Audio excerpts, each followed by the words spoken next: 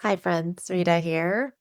Um, this is where we pivot. So, welcome to Once Upon a Feeling. And as you can see, the title of this episode is Pivot, Pivot, Pivot. God has been so much fun recording with kids, listening to them, reading the story, getting their perspective on how the stories made them feel or how certain circumstances in their lives made them feel, and really getting to know and getting to hear that from their perspective. Now, why are we pivoting? If you remember the very first episode that we recorded a few months ago, it was about friendship, playground problems, and I had my own child, my oldest, Madlina, read the story and reminisce what has happened to her back in fourth grade. She had a social challenge with two other friends, and it got pretty bad to a point where we had to seek out therapists and counseling and really actively engage in that dynamic to make sure that all the children were coming out of it um, unscathed, uh, so to speak. Well, that was then. And 2 years later, we thought we have solved the problem, quote unquote.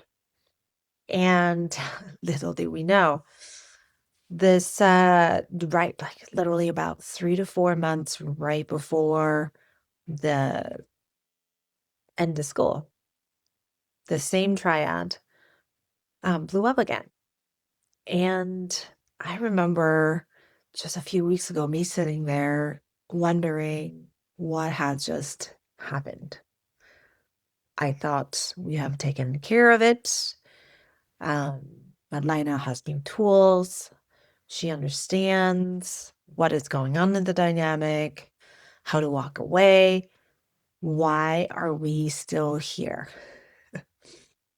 Um, Funny enough, that whole episode, for some odd reason, reminded me of my own very challenging social circumstances back when I was her age in fifth grade, when I was 11. This is 35, 36 years ago.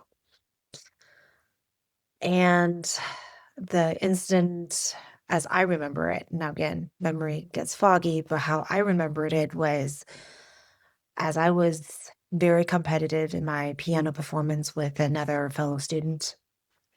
Um, we were always neck to neck in competitions, in ranking and examinations, and all the things.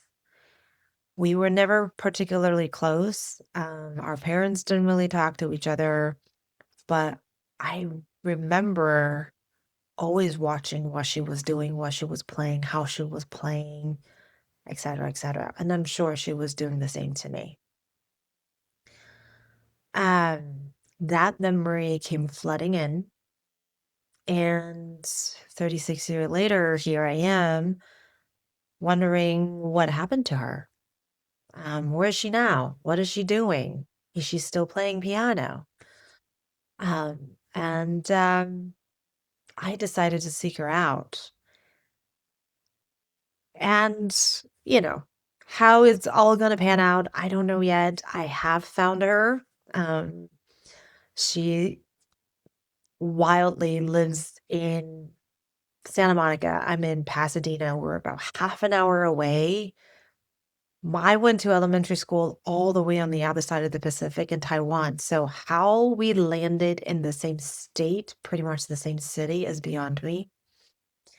Um, we have made contact, and I just can't wait to catch up with her, to find out what happened, how things are.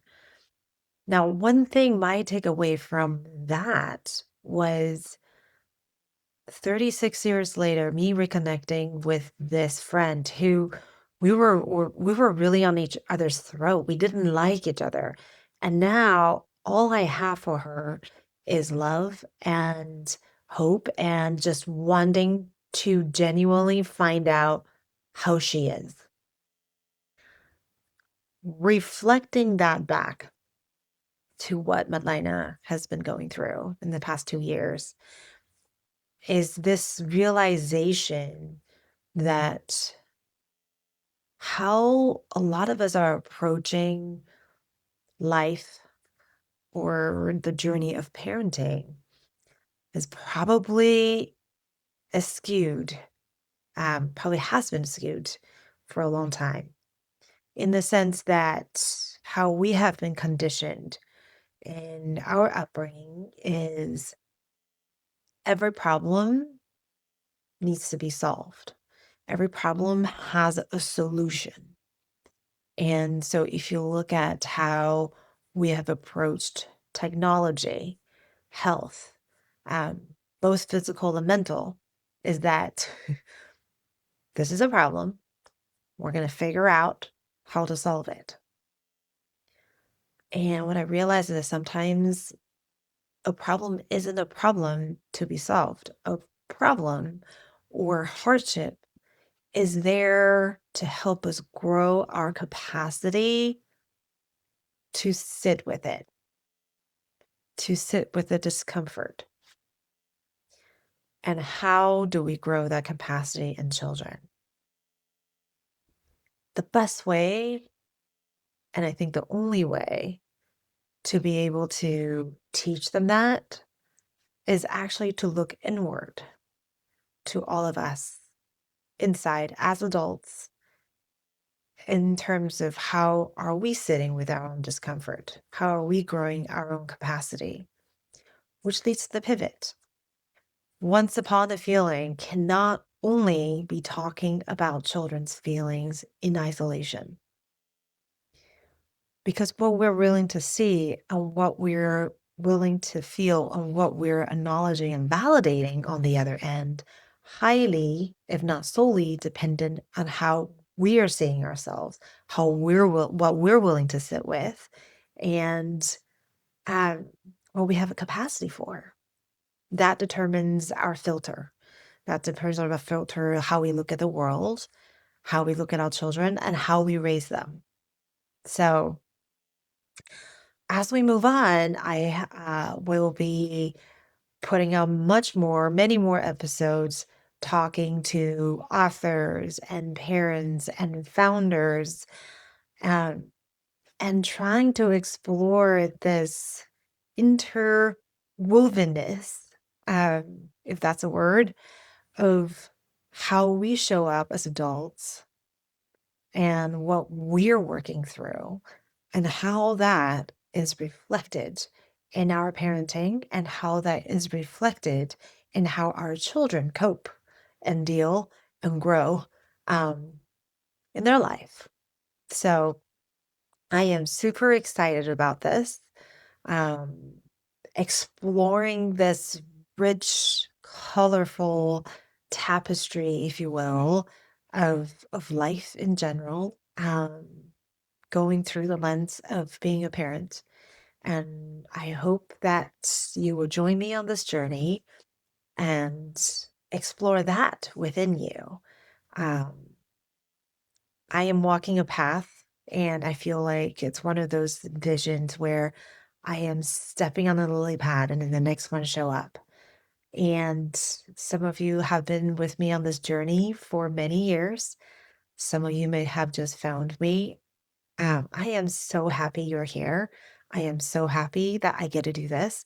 And I'm so happy that we get to walk this life, um, this path of parenting, this path of raising the next generation and asking all of these fun, unhinged, if you will, questions and trying to answer them together or just sit with it.